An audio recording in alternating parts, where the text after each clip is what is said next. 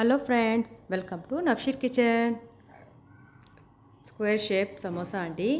చాలా సింపుల్గా ఈజీగా చేసుకునే సమోసా అండి. టీ టైమ్ స్నాక్స్ లాగా మనం ఈ సమోసాని 5 నిమిషాల్లోనే రెడీ చేసేయచ్చు.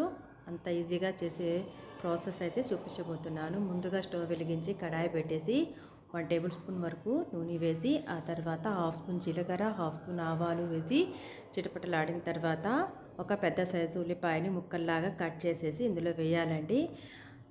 కారాన్ని బట్టి మీరు పచ్చిమిర్చి అనేది వేసుకోవచ్చు.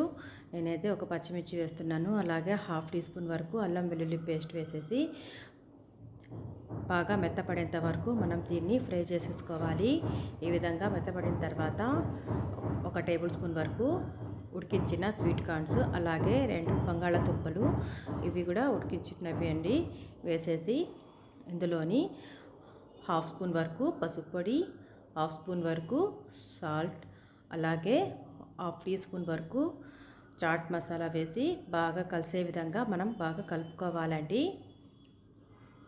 ఇందులో మీ గనక ఇంకా రెడ్ చిల్లీ ఫ్లేక్స్, అలాగే ధనియాల పొడి, మిరప్పొడి కావాలనుకుంటే వేసుకోవచ్చండి.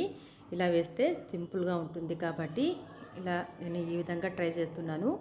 మీకు కావాలనుకుంటే వేసుకోవచ్చు. ఫైనల్గా అయితే కొత్తిమీరతో గార్నిష్ చేసేసి ఒకసారి బాగా కలిపేసి స్టవ్ ఆఫ్ చేసేసి బాగా చల్లార్చుకోవాలండి.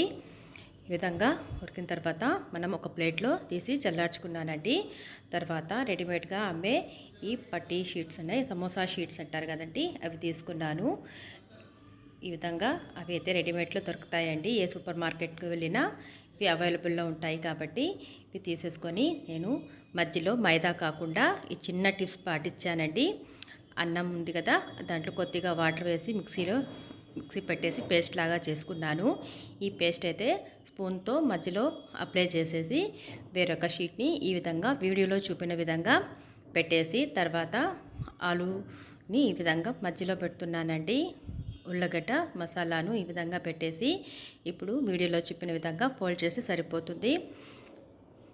చూసారు కదా ఫ్రెండ్స్, ఈ విధంగా వేసేసి తర్వాత రైస్ పేస్ట్ని ఈ విధంగా అప్లై చేసేసి వేరొక ఫోల్డ్ అయితే పెట్టాలండి. చాలా అంటే చాలా సింపుల్ అండి. టేస్ట్ కూడా అంత మాత్రం సూపర్గా ఉంటుంది. మీరు కూడా ఒకసారి ఈ విధంగా ట్రై చేసి టీ టైమ్ స్నాక్స్ లాగా ఈ వింటర్ సీజన్లో ట్రై చేయండి. మీకు కూడా బాగా నచ్చుతుంది. తర్వాత ఈ విధంగా వేసిన తర్వాత లాస్ట్ ఫోల్డ్ అయితే ఇంకోసారి ఈ విధంగా పెట్టేసి ఫోర్ట్ కూడా పెట్టేద్దామండి.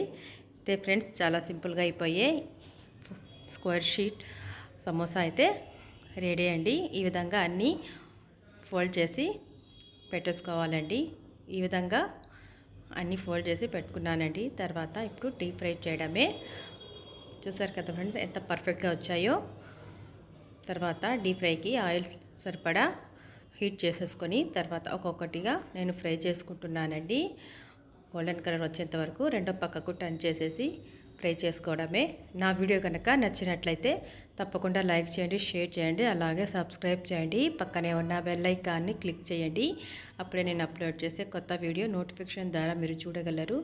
చూసారు కదా ఫ్రెండ్స్, చూస్తుంటేనే నోరూరుతుంది కదా. ఇంకెందుకు ఆలస్యం, మీరు కూడా ట్రై చేసి మీ ఫ్యామిలీతో కలిసి ఎంజాయ్ చేయండి. ఇంతే ఫ్రెండ్స్, ఈ వీడియో నచ్చినందుకు థ్యాంక్